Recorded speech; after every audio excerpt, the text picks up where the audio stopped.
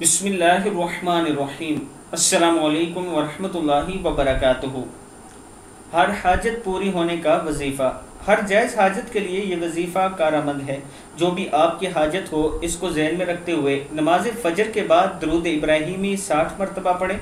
नमाज ज़ोहर के बाद दरूद इब्राहीमी 50 मरतबा पढ़ें। नमाज असर के बाद 40 मरतबा, नमाज मगरिब के बाद 30 मरतबा और नमाज इशा के बाद 20 मरतबा दरूद इब्राहीमी पढ़ें। 41 दिन तक ये वजीफ़ा करें बिला नागा। अगर कोई खातून ये वजीफ़ा कर रही है तो मखसूस अय्याम में ये वजीफ़ा न करे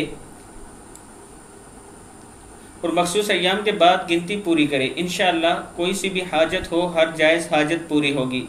यानी उनके ख़ास दिनों में औरतें ये ना पढ़ें, लेकिन अगर आपके 10 दिन हो चुके हैं पढ़ते हुए तो उससे आगे 11वां दिन आपका शुरू हो जाएगा आपके ख़ास दिनों के बाद, मखसूस अय्याम के बाद। इसके साथ मैं अपने दोस्तों से गुजारिश करूँगा कि एक यतीम बच्चे का घर में बना रहा हूँ, आप दोस्तों के तावन की ज़रूरत है। उसमें 2 लाख मेरे पास जमा हो चुका है, 7 लाख रुपया हमें चाहिए।